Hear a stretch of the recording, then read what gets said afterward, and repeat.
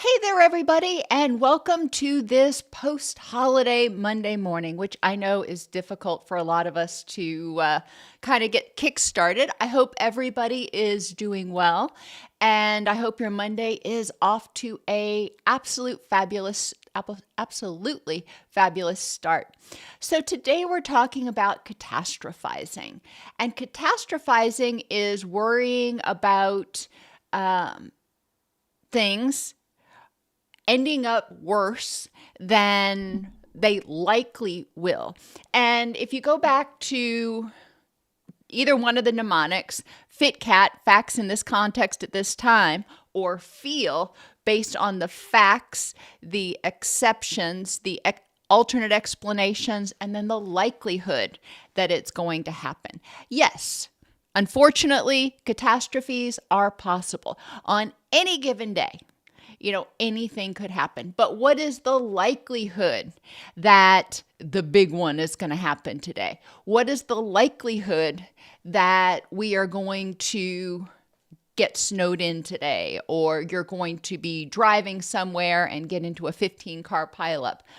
Probably pretty unlikely, especially if you're doing all the things that you can to take care of yourself and prevent that. If you are driving like a maniac on a really busy interstate, well, that increases the probability. But if you are driving defensively, driving smartly, even if it is on a busy interstate, the chances that you're going to be in a catastrophic accident go down exponentially. So that's really what we need to look at, is what is the probability, not the possibility. There's a possibility of anything.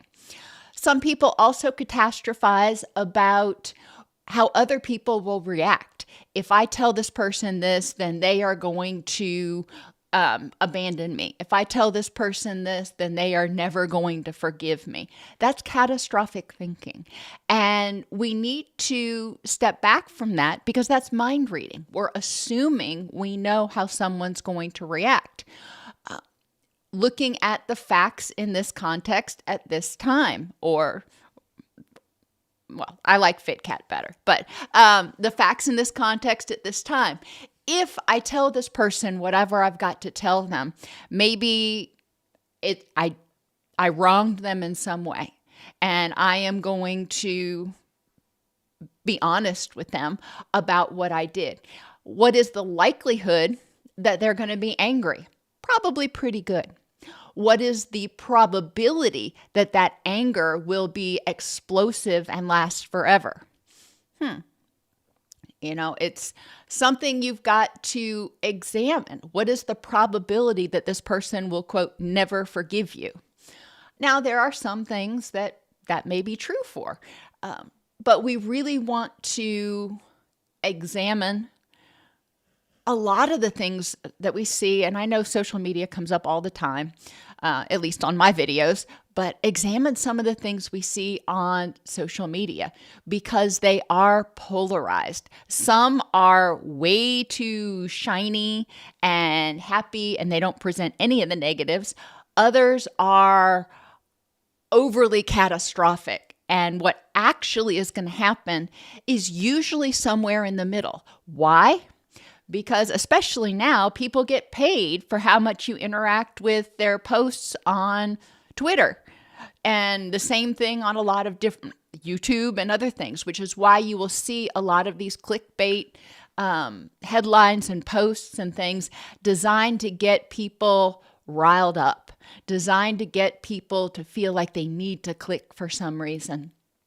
And so we want to back out and we want to say, okay, is this really that catastrophic, or is this person just trying to get clicks? Because if they trigger your catastrophe button, that's going to send you into fight or flight. That's going to send you into emotional reasoning. And then you're going to be more likely to engage and click more. Hello, M. Thompson. Good to see you. What other questions do you have for me today?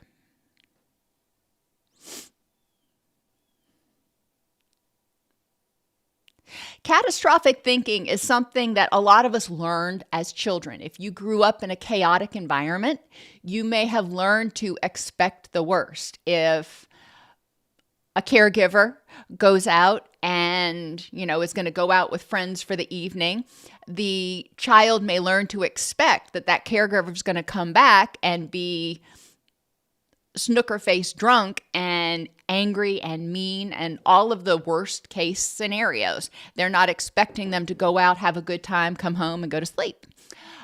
So you may have learned as a child to prepare for the worst because the worst happened a lot. And it's important to examine the facts in this context at this time to determine whether the facts have changed. The people that you are surrounded by now, are they more trustworthy and dependable than the people that were in your chaotic upbringing? The people that did tend to bring chaos and catastrophe. Hello, Lyron Tiger. Hey, come here.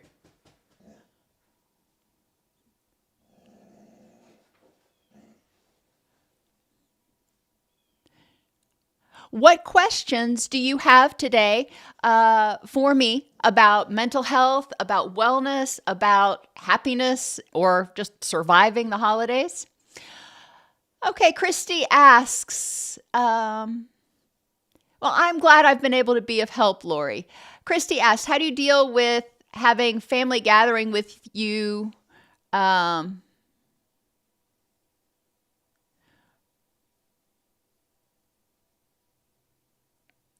after many years of praying for it, then dealing with the old wounds open back up?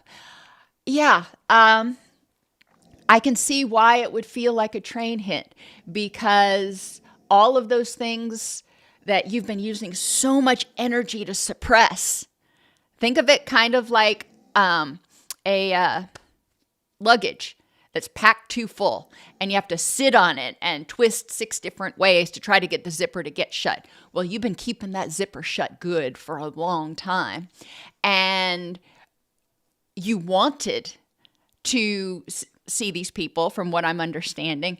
However, once you saw them, it kind of opened the luggage and, pop the top off, so to speak, and trying to contain those feelings so they weren't overwhelming, so they didn't overwhelm you. It's kind of like trying to herd cats. And I know I mixed my metaphor there, but whatever. So I can see why it would be exhausting. Grief is exhausting.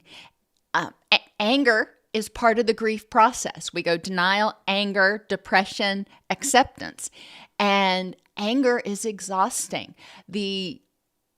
Whatever happened that contributed to your grief and the wounds that got reopened, it sounds like they had been maybe partially dealt with, but sometimes things it feels like it's happening all over again. You have those flashbacks.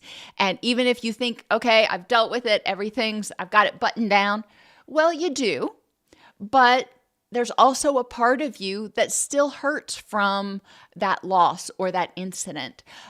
Being compassionate with yourself, recognizing that this was a huge drain on your nervous system, and trying to recognize, you said you feel like a train hit. Okay. Well, just like if you had the flu or something else, and, when you have the flu, you're sick for like 3 days or something, but it takes 2 weeks to get your energy back. You feel like a train hit because it's so stressful on your body. Being compassionate with yourself now and not minimizing what was going on.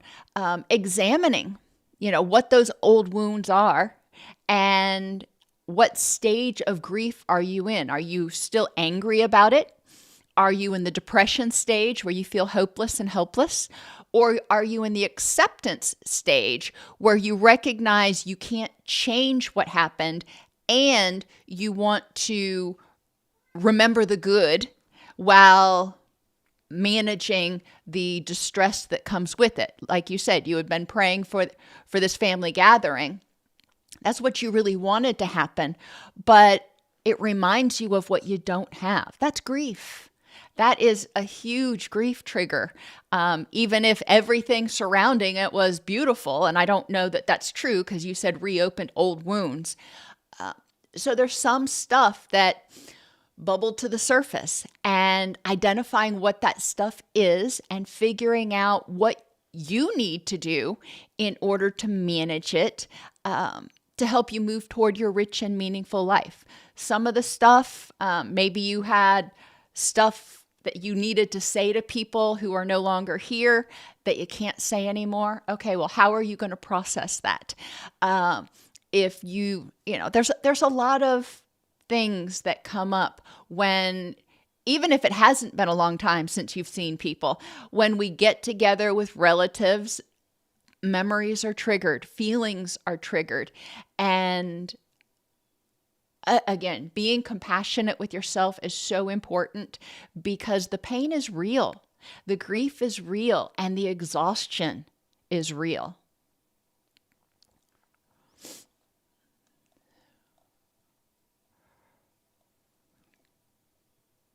How can one become positive, hopeful with CPTSD when things never went well?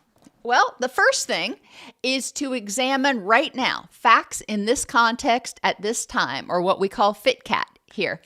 What things are going well right now? We can acknowledge the things that are not going well. You don't want to pretend they don't exist because they do, but acknowledge what things are going well. Another thing that I encourage people to do is define what your rich and meaningful life looks like. Who is important? What activities are important? What things are important in your rich and meaningful life?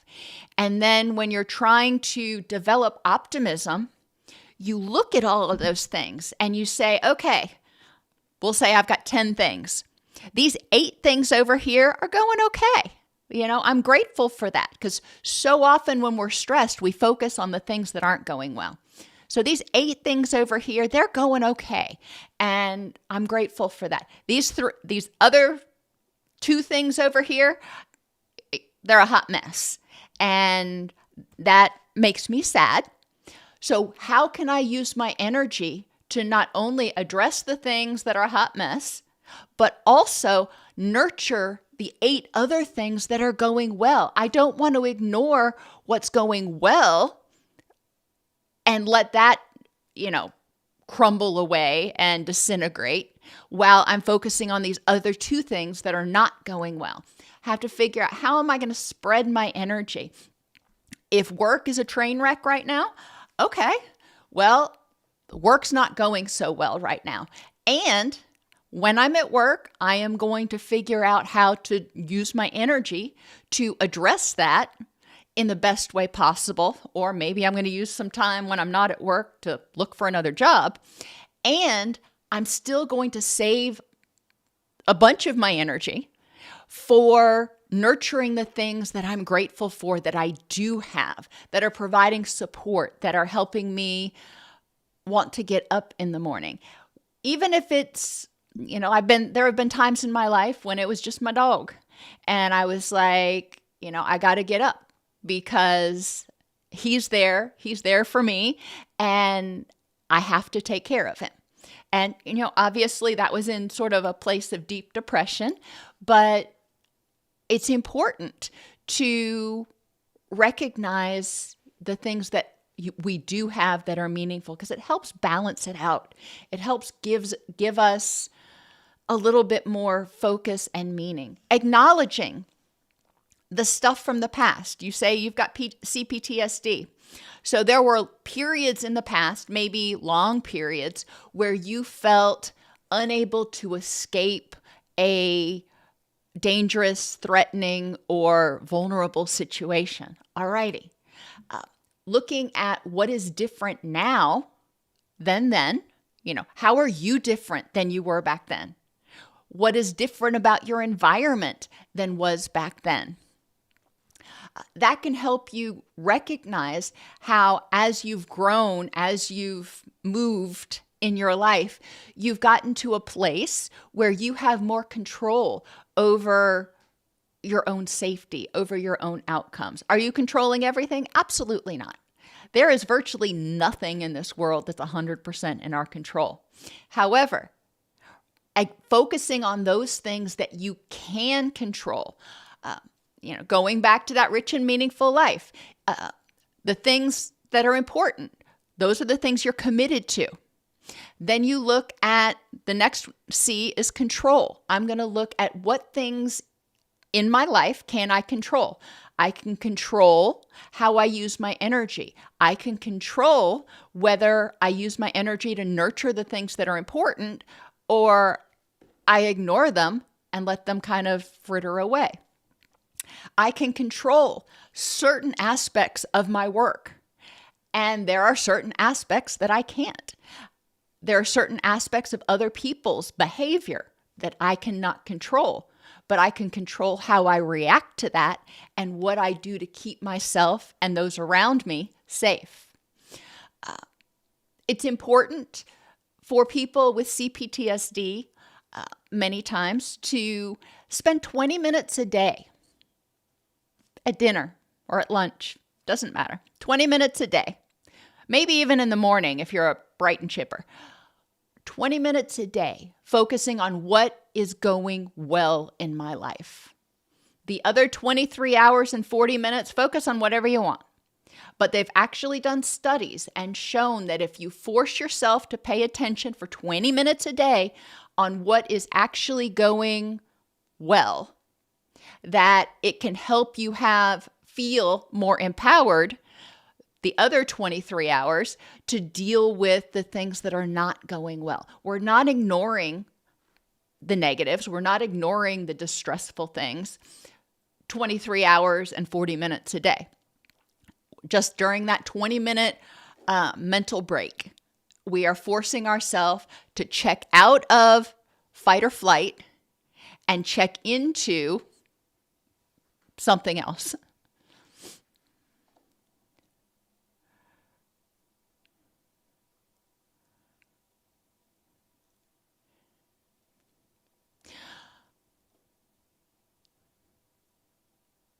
It is definitely important to recognize anticipatory feelings. We can have anticipatory grief before someone passes, or even before somebody moves away, or if they're diagnosed with dementia, before they start losing their memories. And we can anticipate what that grief's going to feel like. And sometimes we can over anticipate it. We think it's going to be a whole lot worse than it is. And that's important to recognize facts in this context at this time. What do I know is going to happen? Dementia, for example, is one of those disorders that progresses at its own pace. There are a lot of things that people can do to slow the progression, even if they do have dementia. And when they do that, instead of progressing over months or a couple of years, it could be decades. So that anticipatory grief of, I know I've only got 3 more years left with Mima, not necessarily. My uncle had bladder cancer, and even back when he first got diagnosed, which was way before immunotherapy even started, they didn't give him a very good prognosis, and he ended up living another 12 years, partially thanks to the new developments in immunotherapy, but anticipatory grief, assuming this was going to be our last Christmas, for example, was unnecessary, because then Christmas would come and go, and we're like, hey, he's still here. I got all riled up for nothing. Recognizing or anticipating stressors to protect children, and I'm not sure exactly what that means for you. But again, looking at the facts in this context, what is it that needs to be done now? Maybe last year, 5 years ago, 10 years ago, there were certain things that were unsafe that you had to be more cognizant of. In this context, What do you need to be careful of? I have a good friend who just moved here to a little town in Tennessee. She moved here from a town in California, and she was terrified whenever her kids would go out unsupervised outside of her mom's house in California, because she's like, no, it's high end child trafficking. There's all kinds of, gangs, and it's bad. And I was never there. So, what she says, I take at face value. But you come here to the little town in Tennessee she moved to, and, you could let the kids go out and play and then come back when the lights come on the street lights, and really not worry that much because it's a much different environment. She lives in a very close-knit neighborhood now. So there's a lot of different things where, when she lived there, she had to worry about it. Now she may not. So looking at what is it that we actually know is going to be a problem, or we've got to pay attention to, is really important. Recognizing anticipatory feelings, anticipatory anxiety, anticipatory grief from what's going on right now. If I spend a lot of time, and I've been guilty of doing this sometimes, I've had to pull myself out of it, grieving in anticipation of a loss, then I lose all that time that I could have been spending, and all that energy I could have been spending on the person or thing that was lost. I've shared with y'all that one of our dogs has bladder cancer, and they gave him like 3 months to live back in January of this year. Well, clearly it's been a lot longer than 3 months. And I try to focus on appreciating every single day with him instead of wondering, is he going to make it until? Well, I don't know. But today, he's happy. Today, he's pain-free. Today, he is playing like he thinks he's, a 4-year-old puppy. And focusing on what is going on in the moment can really be helpful to avoid expending unnecessary energy on something that may or may not even happen, or that isn't going to happen for a long time.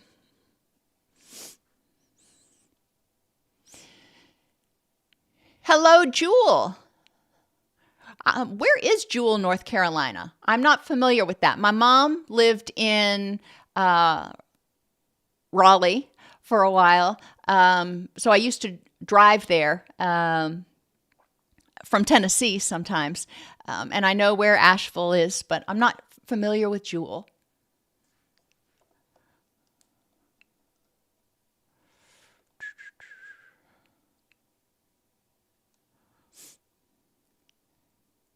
I fear my dad will die in his 70s sitting day and night from diabetes before I'm 40 and 45, and I catastrophized my boyfriend wanting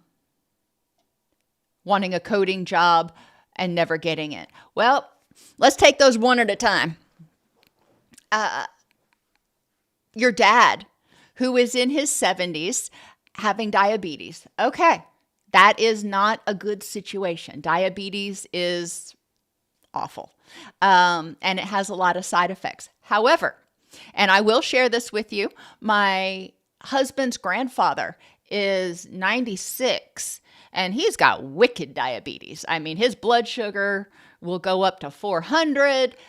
He's got some peripheral neuropathy. He's got some deafness, but he can hear with his hearing aids and stuff. But he's in his late 90s, and he's had diabetes for decades. So just because he has diabetes doesn't mean he is going to die soon. There are a lot of things that he can do to manage his diabetes. And one of the things that my husband's grandfather, well, his grandmother did, was manage his grandfather's blood sugar really, really well. So if your father is managing his blood sugar well, then that is one of those facts in this context that can help you recognize that, yeah, he's got this and he's living with it. And he may, at some point, he is going to pass away. But is he going to pass away with diabetes or from diabetes? So kind of putting that into context. If he's having difficulty managing his blood sugar, and he's trying, examining the reasons why. And for a lot of people with diabetes, the only thing they focus on is the food they eat and how it impacts their blood sugar. But disrupted circadian rhythms and stress both are huge contributors to blood sugar spikes. So if he has either one of those going on, then that may be keeping him from being able to keep his A1C in the range or even close to the range that he wants. So, that's one of those things you can talk about with his endocrinologist if he is trying to manage it. Now, if he is not managing it, he's just said, screw it, I'm going to live my life how I want and I'm going to be happy about it. That's something that's harder to stomach. And my dad did it. My dad had cancer and he was giving himself interferon shots and going out on the patio and smoking. He's like, I'm going to die, so I'm not going to die miserable. And it killed me. I was like, Daddy, you're working against yourself. You could prolong. He's like, no, I am going to live the life I want and I'm going to go out on my terms. I felt helpless and I was angry for a period of time. But I also recognized that, what? More power to him. If this is what he wants, I would rather have 6 months with him happy than 18 months with him being miserable because he's still detoxing from the nicotine. It wasn't in my court. It wasn't a choice I had any business trying to make. My job was not to control my father. My job was to love my father. And I had to deal with my own control issues and issues of powerlessness because I was like, well, if you don't try, you know what? He made his choice. So all that to say, if your father has decided that, he's going to go out on his terms, then coming to terms with your powerlessness in that situation is going to be an important step in managing your catastrophizing. So instead of focusing on his death or when it's going to happen, how it's going to happen, whatever, focusing on, hey, he's here today. I can love him today. I can enjoy spending time with him today.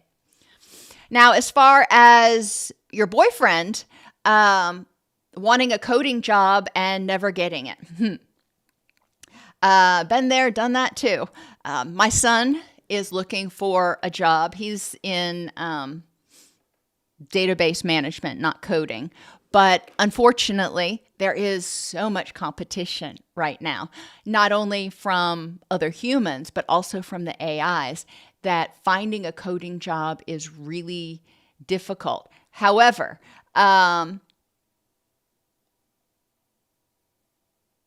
if ultimately your boyfriend, well, you and your boyfriend are going to have to talk about what it looks like for progress forward. What is important in y'all's rich and meaningful life besides his job? The job is one aspect of what's important in his rich and meaningful life. And it sounds like moving is one thing that's really important in your rich and meaningful life.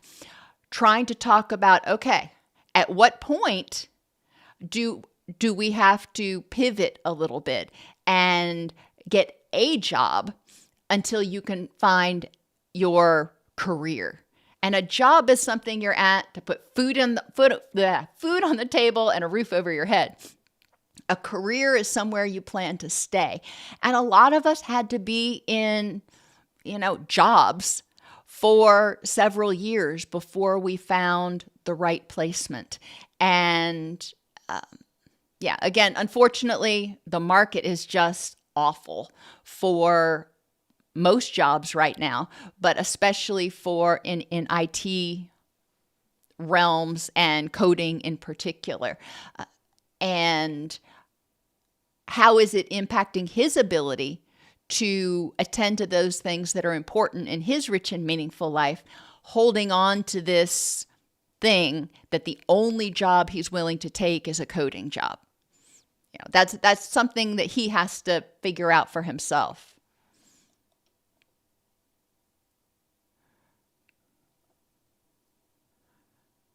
Christy, I hear what you're saying. Sometimes when people pass on, we still have stuff we want to say to them. We're angry that they passed before we were able to resolve things. We're angry about what they didn't give us. And by the fact that you started out with our absent mother tells me she was never around. And now she's forever never around. She just kind of made it permanent.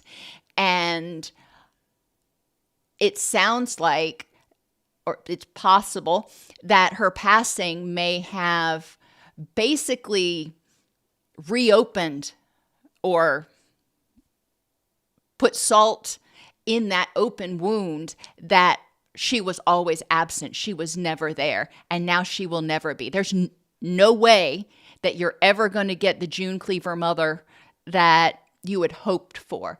And that's that anger part of your grief process is not only about her dying, but about her not providing you what you had dreamed of, that what you were promised by, television and everything else, this, healthy family. You had an absent mother, and that's not the way it was supposed to be. Maybe when she passed, she still hadn't answered questions for you that you felt you deserved to have answered. So that made you feel powerless again. There's a lot of stuff that happens when people die. But yeah, that was sort of the epitome of absenteeism that when she died.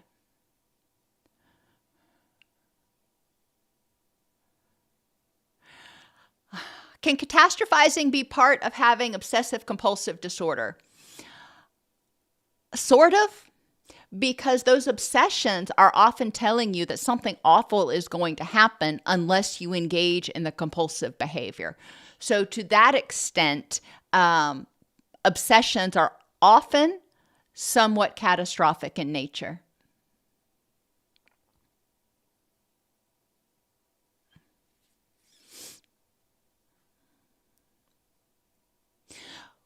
And Christy, if doing the holidays is not something that is in the cards this year or maybe ever, that is something that you will need to decide whether they're important for you in your rich and meaningful life.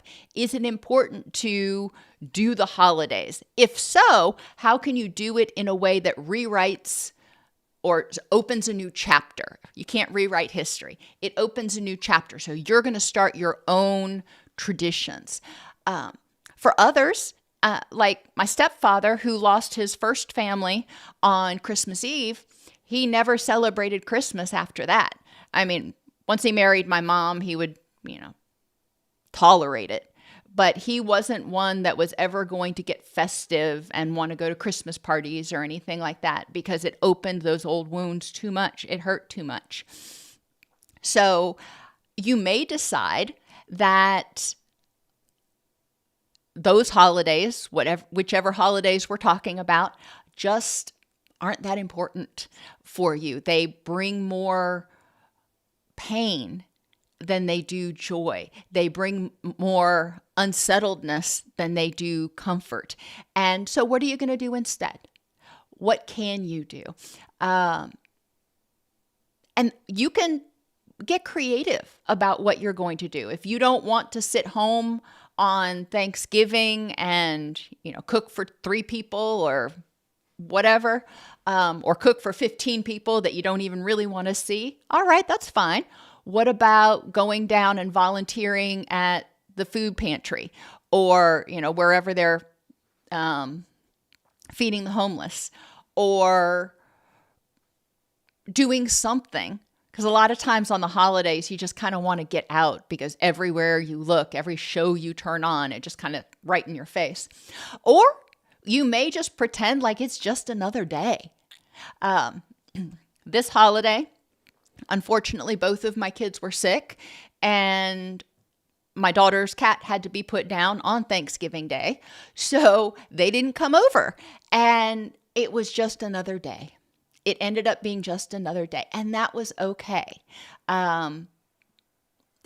Thanksgiving's my favorite holiday, so it was a little sad for a moment, but what was more important to me was that my children were able to take care of themselves in a way that was meaningful, and not add extra stress to their life by saying, you've got to come over for Thanksgiving dinner.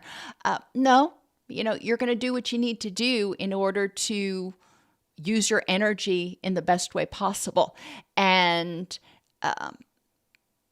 so Thursday was just Thursday.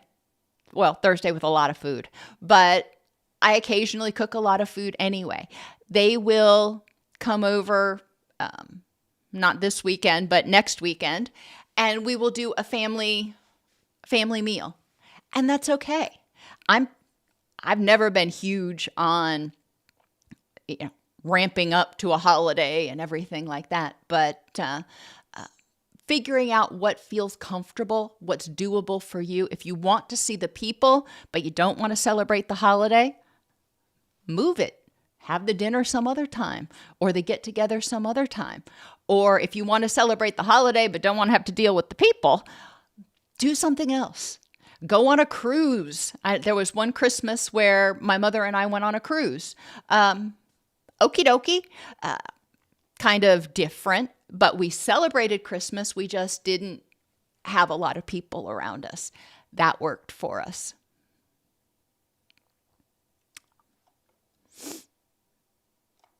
And be authentic. I guess the last thing, Christy, is be authentic with people. Letting them know that this holiday or these holidays are just too difficult for me right now. And this is what I can do. This is what I can give. I'm happy to go out to lunch with you and, spend some quality time, but I'm not doing that whole Christmas Eve thing. Whatever.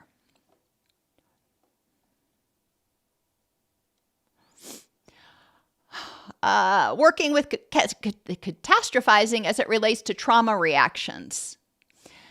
I have a patient who's avoidant of potential triggers. That tells me that the patient still feels unsafe and powerless. And helping them develop a sense of safety and empowerment in the present is going to be important. Now, I'm not talking exposure therapy right now. I'm talking helping them focus on what is going well in your life. And again, focusing on the fact that if there are 10 things that are important in my rich and meaningful life, at any time, all 10 of them are probably not going to be going just peachy. There's going to be some that are a mess, but there are going to be some that are either doing okay or really well. And that helps balance. That gives you more of the yin and yang of what's going on, if you will. Help them focus on or identify, notice the things that are going well, the things that they are able to control. The things that are the triggers, okay, they're there. We'll acknowledge those. We'll figure out how to deal with those as they come. When it turns into trauma-related triggers being catastrophized, cognitive processing therapy works really well. helping them focus on the facts in this context at this time, and noticing, am I using emotional reasoning? Am I focusing on the facts? What do I actually know? What is the likelihood? What is the probability that the worst thing is going to happen? That can be helpful. And examining the big picture, because a lot of times when we get stressed, we get tunnel vision. So examining the big picture, who else is around that can contribute to safety, that can contribute to empowerment, and who else is around that might be threatening. What is it that is actually going on in this context? Not what I'm imagining, not what I'm assuming, not what I'm anticipating, but what is. If they're talking about something, going to a party, or I don't know what the trauma triggers are, but if it's something they have to do in the future, having them identify, okay, what are the possible triggers that might come up that I'm expecting, list them out, and then identify ways, what's the probability that that's actually going to happen? And for the ones that are probable that they may occur, what are strategies they can use to address them? With my addiction clients, one of the things that we would have if they were leaving residential on furlough for the holidays is they would always have a list of 3 things, one being the phone number to the facility, but 3 things that they could do if they felt triggered. That gave them a sense of empowerment, knowing that there was always a lifeline, there was always a way out, and that can be helpful. Post-event, whatever these trauma triggers are, post-exposure to a trauma trigger, reviewing what it felt like when they experienced it, how they handled it, and how it didn't consume them, it didn't overwhelm them, how much power they had to manage it. Even going into the situation, you can look at other times when the person has encountered trauma triggers and they've made it through. So developing those distress-tolerant thoughts. When I did this before, it was okay. I didn't like it, but it was okay. I worked with a person who had been a first responder on a very fiery crash. And the smell of smoke and exhaust fumes were very triggering for them. Now, if you've ever traveled on the holidays, you're going to probably get stuck in traffic and it's going to slow to a standstill and you're going to be sitting there inhaling exhaust fumes. It sucks, but it is what it is. But if you're in the middle lane, you can't go anywhere and you're smelling those, you can feel very vulnerable. It can feel very confining. So with that person, they had their cell phone with them, so they could call a support person and just talk to them. So they were focusing on the conversation, not on the smell. And they made a point, if it seemed like traffic was slowing down, or even if it wasn't, as long they stayed in the right-hand lane as much of the time as possible. So they had a much better chance of being able to get off the interstate if it started to slow down. So those were some of their exit strategies. And we would talk, about how it was driving on the interstate this week. Even if they didn't get stuck in traffic, it was still a trigger for them to be on the interstate, and how they felt. And we would rank it on a scale from 1 to 4.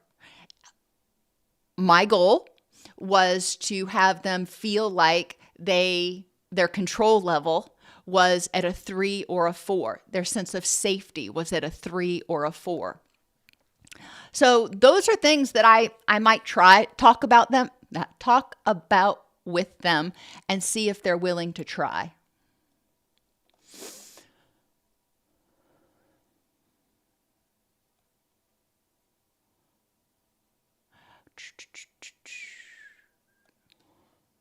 Sorry, it jumped on me for a second.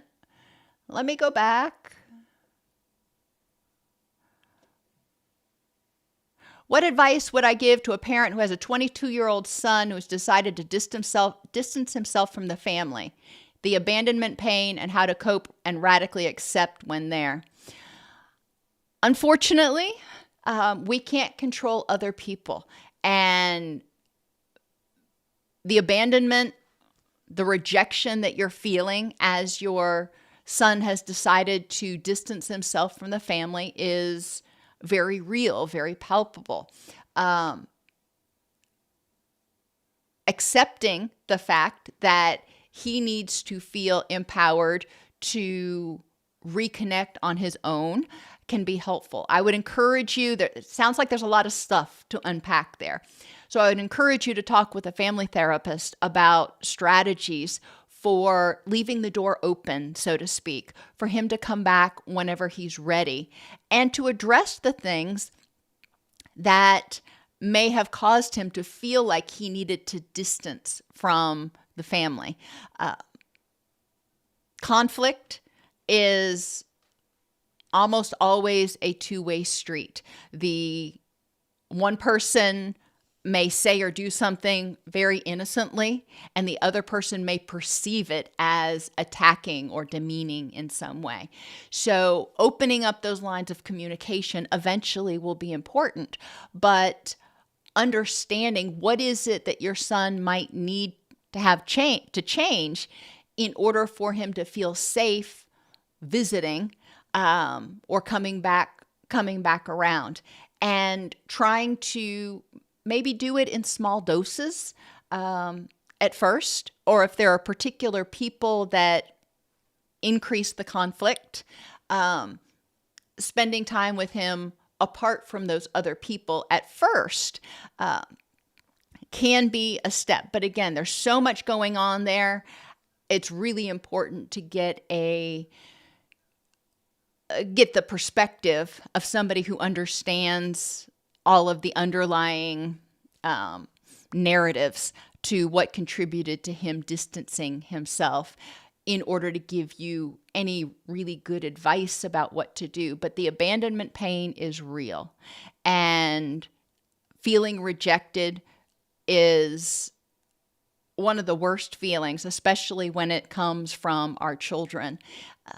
However, the fact that you're respecting his desire to get some distance, I applaud you for that, because it takes a lot of courage to sit with your pain.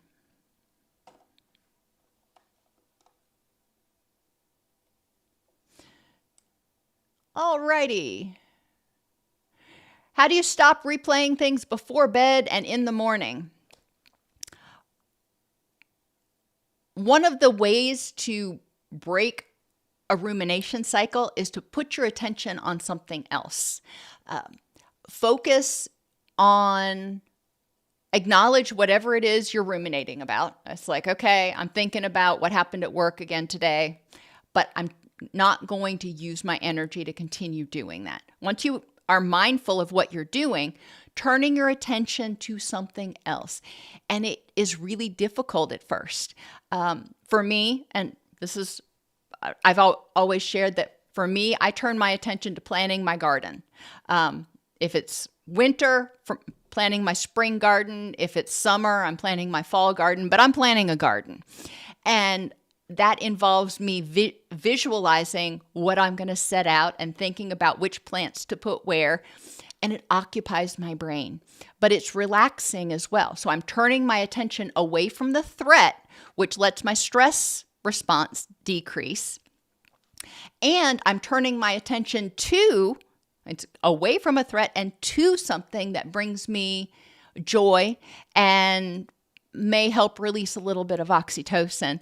So that increases the relaxation response. Generally, when I'm doing that, I find that I think about it for, maybe 10 minutes or so before I fall asleep. And then I wake up again in the morning, and that's ducky. Now, if you start having that same thought first thing in the morning when you wake up, again, turning your attention to what aspects of today can I control is going to be important. The more you feed that rumination loop, the stronger it will become. So if you feel like you need to remember it for some reason, write it down and put it on a shelf, in an envelope on a shelf somewhere. But a lot of times the things we ruminate about are things we have no control over, or things that already happened that we can't change. So focusing in the morning, mindfully focusing on what's important in my rich and meaningful life, and how am I going to use my energy to nurture those things and to move toward that rich and meaningful life today. So I'm not going to ruminate and worry and stuff. I'm going to start my day proactively. And envision yourself while you're drinking your coffee or your tea or whatever it is in the morning. Envision yourself doing those proactive things. If you are not as much ruminating, but you're worrying about, maybe you have a coworker at work that is just challenging, and you're worried that you're going to run into them that day, because whenever you run into them, it's just a tension-filled moment. Okay.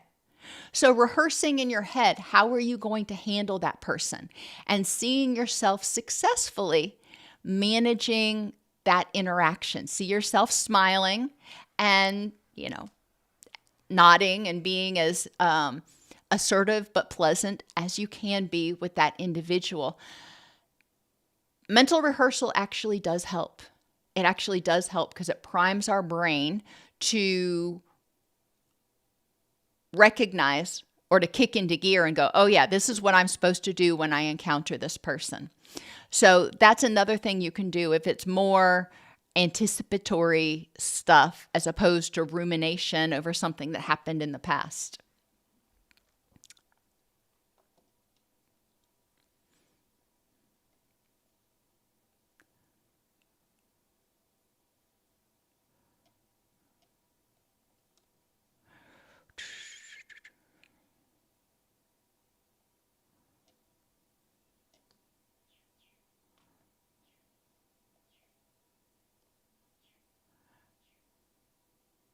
I'm sorry the story about Boo Boo made you cry. Yeah, I've always been very tearful myself, even before menopause. I still can't watch Bambi or Charlotte's Web without Boohoo crying. So I get you. Sorry about that. I don't even know where he is right now. He usually comes and makes an appearance.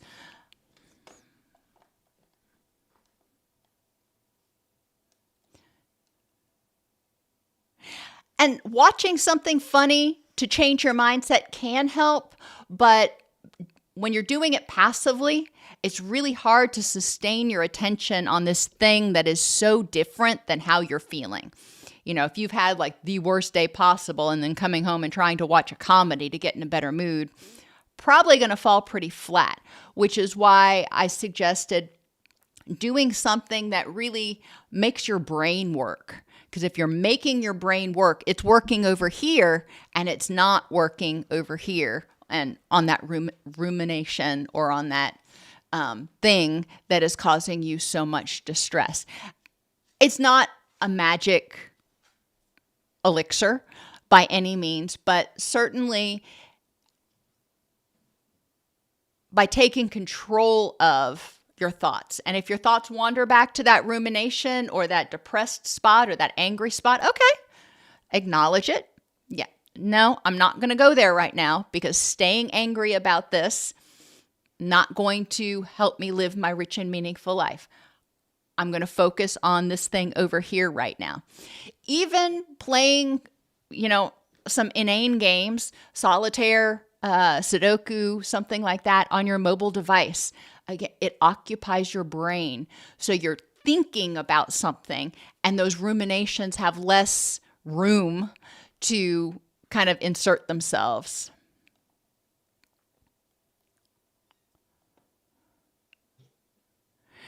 Making changes are overwhelming and they are difficult. Make them small. What can I do to improve my situation for 15 minutes, for today, for this morning. Don't set goals initially when you're making changes that are too big. When people start trying to live healthier, okay, great. So let's start with drinking more water. Once you're doing that, then you can maybe try to cut down how much of processed food you're eating. Specifically, maybe cut down how much white bread you're eating. Do it in small chunks. It's going to be more sustainable if you do that than if you start trying to make huge changes. Being more compassionate with others, that's another one that you can focus on. Just doing that is a huge step. Being more compassionate with yourself. Repeating to yourself when you start to get frustrated and angry, repeating to yourself something like, I'm doing the best I can with the tools I have, or they're doing the best they can. Or if you're dealing with somebody who's particularly cantankerous, how miserable and dark it must be in their head. Leave it at that. Changes your perspective. Instead of seeing them as attacking you and being nasty to you, you're seeing the darkness. You're seeing it as darkness flowing out of them because they just can't contain it. And that's heart-wrenching to see somebody drowning in that much darkness. It's a lot easier to feel compassion that way.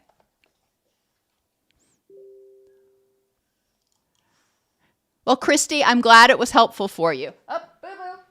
Come here, boo. Come on. The people want to say hi. Up. Oh, yes. No tongues. Yep. Come on. Thank you. Thank you. Look over here. No, look over here. Brewster. Okay, we'll move this. Yes, you got stinky breath today. Good. Yes. Okay. Well, Brewster, I guess, is going to be camera shy. But this is the boy. Yes, and he clearly thinks he's fine. Dad, oh, yes. Look at the people. Your big old white snout. He used to be all black, but he's gotten some gray hair. Okay. Well, thank you, everybody, for being so participating and sharing. Some of you shared some really personal stuff today, and I appreciate that. Obviously, I'm not able to provide therapy, but hopefully I can point you in the right direction. And if you are working with a therapist, you may be able to process it more in depth with them. Everybody have a wonderful, wonderful rest of your day. And if you come to the live Wednesday, then I'll see you Wednesday. Otherwise, I'll see you next Monday.